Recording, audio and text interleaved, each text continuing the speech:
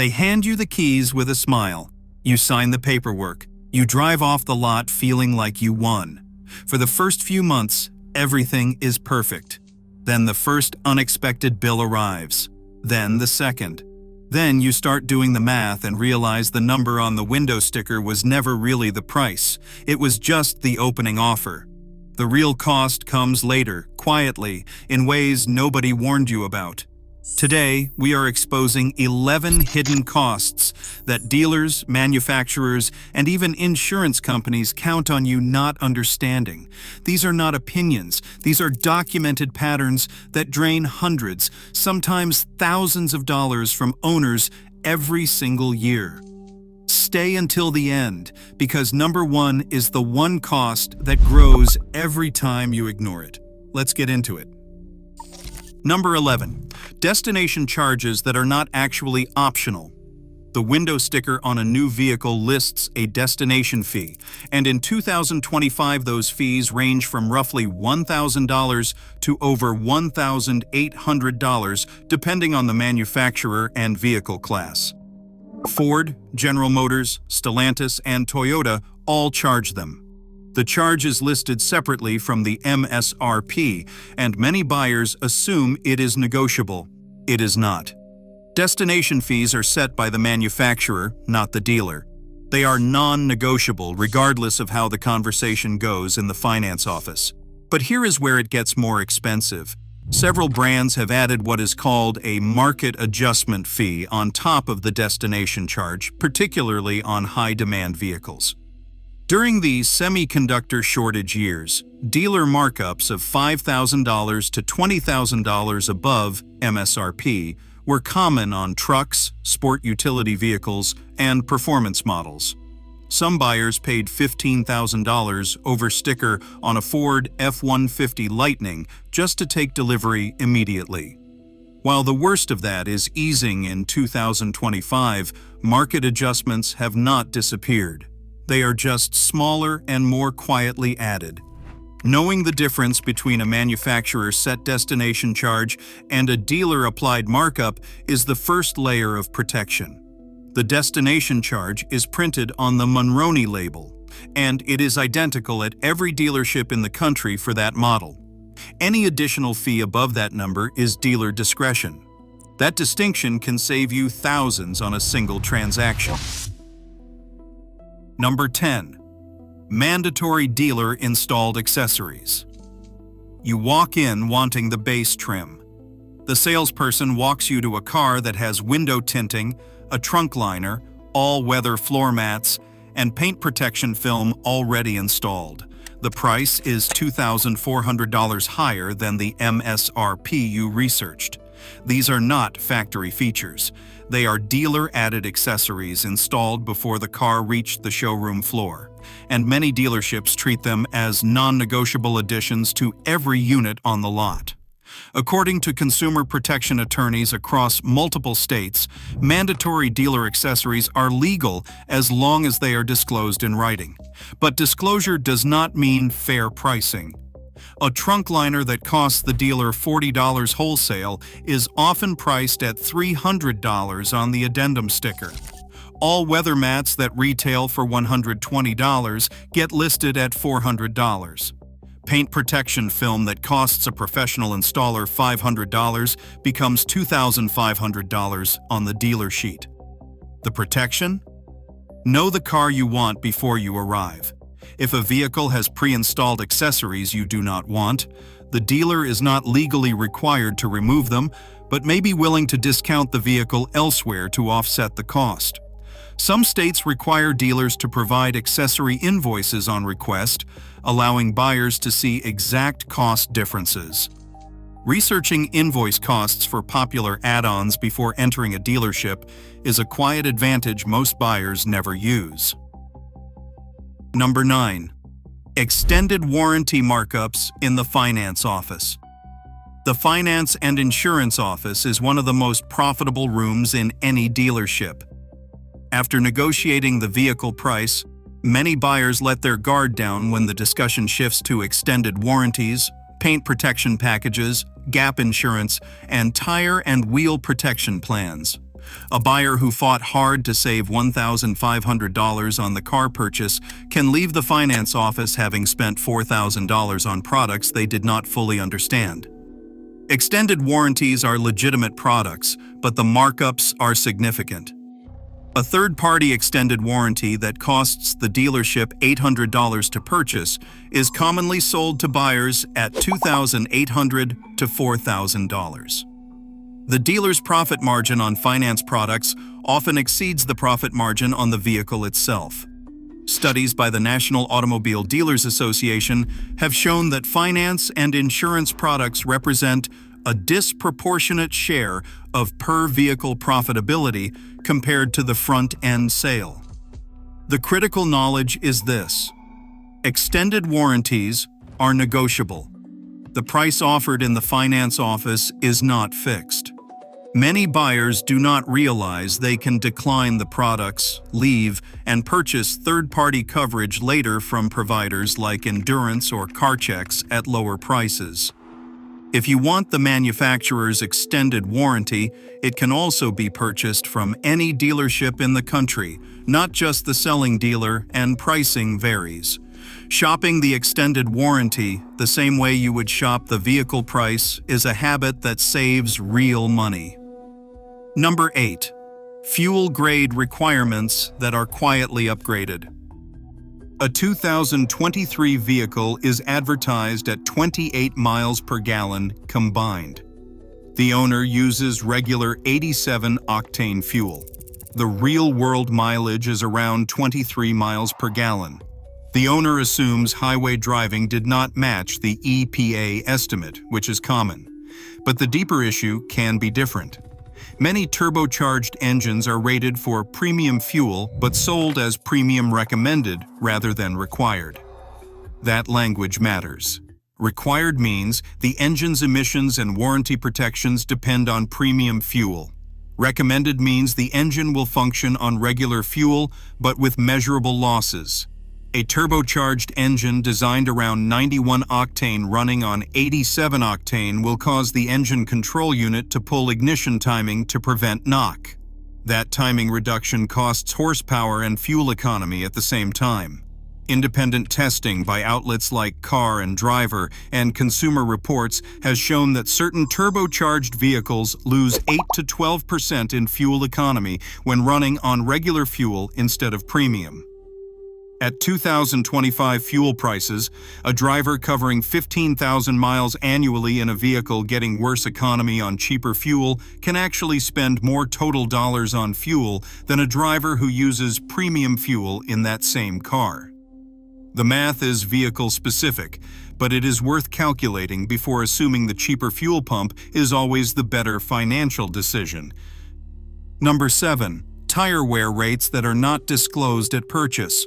New vehicles often ship from the factory on performance or all-season tires optimized for ride quality and handling at the time of the test drive. What is rarely discussed in the showroom is how long those tires will last under normal driving conditions. Factory fitments can prioritize quietness and grip, but not longevity. Original equipment tires on many crossovers and sedans are known among mechanics for accelerating wear. Some original equipment tire fitments show significant tread loss within 25,000 to 30,000 miles, while aftermarket equivalents often last 50,000 to 60,000 miles. Tire replacements on a modern crossover or SUV typically cost $800 to $1,400 installed, depending on size and brand. If a buyer expects 50,000 miles from original equipment but gets 28,000, that is an unbudgeted expense arriving 2 to 3 years earlier than planned. Certain performance sedans ship with summer tires that must be replaced with all-season or winter tires before the first cold season, adding a same-year cost that new owners do not factor into the total purchase. Checking the specific original equipment tire model for a vehicle before purchase, then looking up independent reviews and wear ratings on tire databases like Tire Rack takes 10 minutes. That 10 minutes can reveal whether the vehicle's standard fitment is a known short-life tire or a long-lasting one. It is information dealers never volunteer. Number 6. Insurance rate differences between trim levels. Two buyers purchase the same model vehicle. One buys the base trim, one buys the fully loaded trim. The fully loaded version costs $12,000 more. The annual insurance difference in many states runs $300 to $600 per year higher. Over a 5-year ownership period, that equals $1,500 to $3,000 in additional insurance costs that many buyers never factor into their total cost of ownership calculation. Why does it happen? Insurance premiums are based partly on the replacement cost of vehicle components. A higher trim level typically includes more expensive headlights, more sensors, larger touchscreens, and upgraded cameras and mirrors. When those parts are involved in even a minor accident, repair costs are measurably higher. Insurers know this, and premiums reflect it. The Insurance Institute for Highway Safety and the Highway Loss Data Institute publish loss data by vehicle model and trim that influences rate calculations. In some cases, a mid-tier trim with identical safety ratings to the highest trim insures significantly cheaper because the parts costs after a collision are lower. Running an insurance quote comparison between two trim levels before signing a purchase agreement is a step that takes 15 minutes and can reveal hundreds of dollars in annual savings. Number 5. Software subscription costs that activate after purchase. A 2024 model year vehicle is purchased with a trial period for advanced features, including remote start via smartphone, automatic heated seat scheduling, enhanced navigation, and wireless hotspot data. The trial runs for 90 days. After 90 days, the owner receives a notification. Each feature has its own subscription. Remote start connectivity costs $100 per year. Heated seat activation costs $18 per month. The wireless hotspot requires an additional data plan. This is not theoretical. BMW attracted significant media attention in 2022 for attempting to subscription gate heated seats in certain markets. General Motors' OnStar connectivity packages have grown increasingly segmented by tier. Tesla's full self-driving capability has operated on a monthly subscription model. In 2025, the industry trend is accelerating. J.D. Power research indicates that automotive software subscription revenue is projected to grow into a multi-billion-dollar category for manufacturers over the next decade. The important detail for buyers is this: the hardware for these features is already installed in the vehicle you purchased. You already paid for the physical components. The subscription unlocks capabilities that exist in the car you own. Understanding which features on a specific vehicle will eventually move behind a paywall before purchase is a legitimate part of the ownership cost conversation. Manufacturers are required to disclose subscription terms, but the timing and prominence of that disclosure in the buying process is inconsistent. Asking directly about subscription requirements for every feature on the demonstration screen is no longer paranoia. It is practical due diligence. Number 4. Scheduled maintenance intervals that shorten under real conditions. The owner's manual says oil changes every 7,500 or even 10,000 miles. The monitor on the dashboard confirms it. The driver follows the schedule faithfully and considers themselves a responsible owner. Then at 85,000 miles, the engine develops a persistent knock. The repair estimate involves valvetrain components. The shop asks about driving history. It turns out the owner commuted 6 miles each way, barely warming the engine to operating temperature before shutdown. Every drive was a cold start, short trip cycle. That is classified as severe service in most manufacturer maintenance schedules.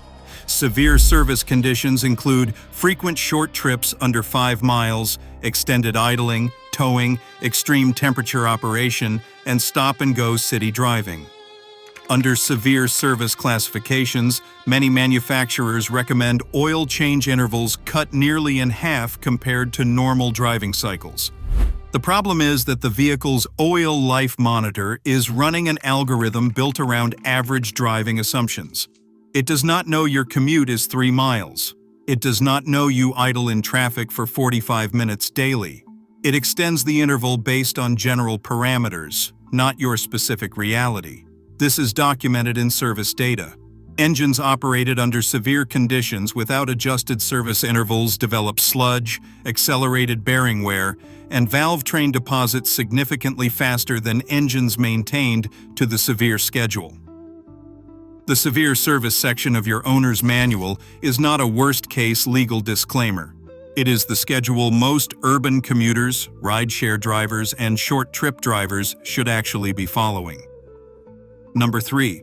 Collision repair costs that aren't proportional to damage severity. A driver backs slowly out of a parking spot and makes light contact with a bollard. The rear bumper cover has a small crack. No sensor warnings, no structural damage.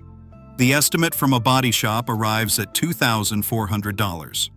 A few years earlier, the same repair on a comparable vehicle would have cost $600 to $800. According to CCC Intelligent Solutions annual industry reports, the average collision repair cost in the U.S. has risen significantly year over year, driven directly by increased sensor integration in bumpers, fascias, and body panels.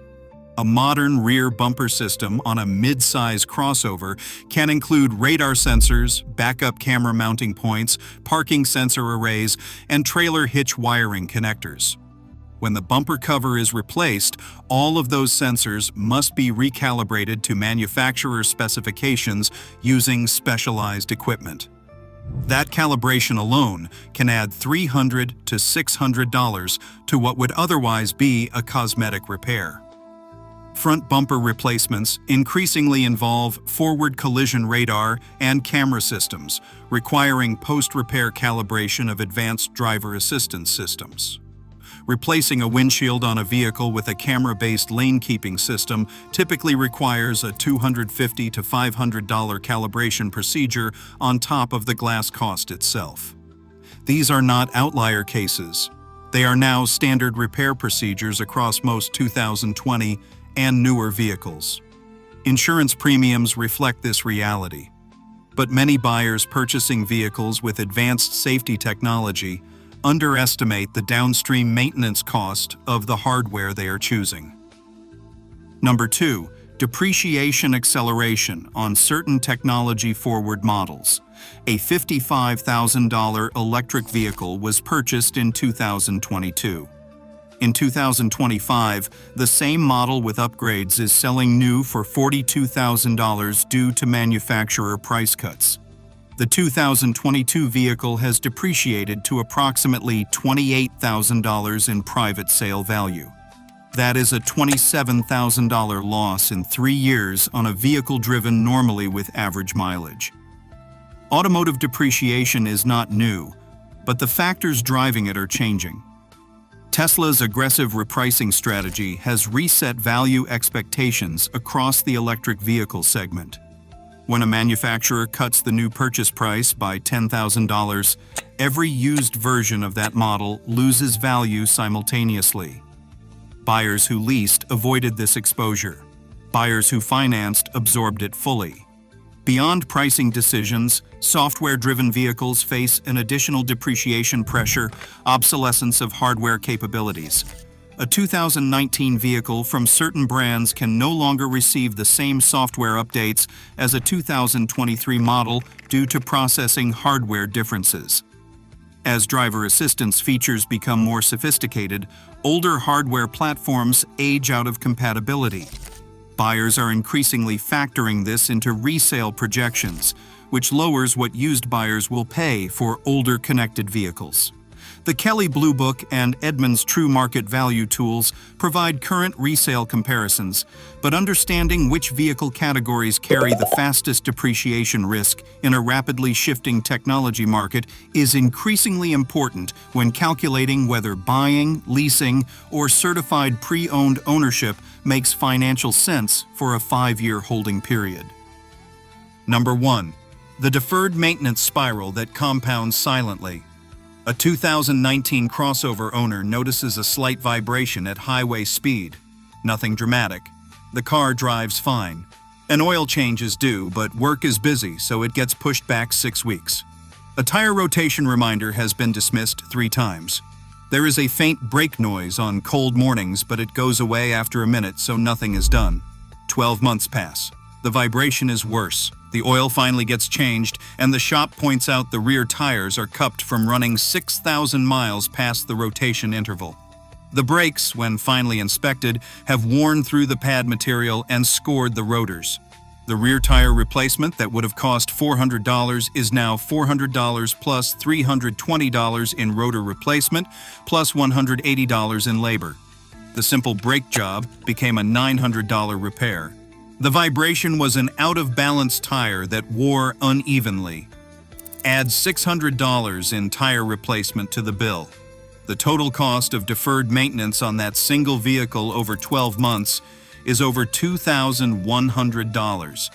The cost, if each item was addressed at its proper interval, is approximately $650 combined. This pattern is not anecdotal. It is the most consistent finding across independent repair facility data. NAPA's service research, AAA's vehicle reliability studies, and Consumer Reports' long-term ownership cost data all point to the same conclusion. The single largest driver of unexpected automotive repair costs is deferred routine maintenance, not mechanical failure, not bad luck. Small issues allowed to compound become expensive repairs. Expensive repairs become financial crises. Financial crises become situations where people drive compromised vehicles longer than they should, because the repair cost now exceeds what they budgeted. The hidden cost of number 1 is not a single bill. It is a slow-moving accumulation of decisions that each feel rational in the moment. Skip the rotation this once. The brakes are not that bad yet. The oil monitor still shows 20%. Every one of those individual decisions is defensible in isolation. Together, they create repair bills that feel sudden but were months in the making. The solution is also the most boring thing anyone can say: follow the maintenance schedule, specifically the severe service schedule, if your driving matches those conditions. Keep a simple log. Budget $80 to $100 per month as a general ownership reserve for routine maintenance. That habit prevents the cascade. And vehicles maintained that way do not just cost less to keep, they last longer, perform better, retain higher resale value, and expose problems while they are still small. For years, the automotive industry has benefited from buyers focusing on the monthly payment while overlooking the total cost of ownership. Examples include destination fees, dealer add-ons, deferred maintenance that compounds, insurance rate differences between trims, and software subscriptions that quietly activate after purchase. None of this gets covered in the finance office. All of it affects what you actually pay to own a vehicle over 5 years. The buyers who come out ahead are not the ones who negotiate hardest on the sticker price. They are the ones who understand every layer of cost before they sign anything. Now you do. Which one of these hit closest to home for you? Drop it in the comments. And if you want more breakdowns of what is actually happening behind the numbers in the automotive industry, subscribe. I will see you in the next one.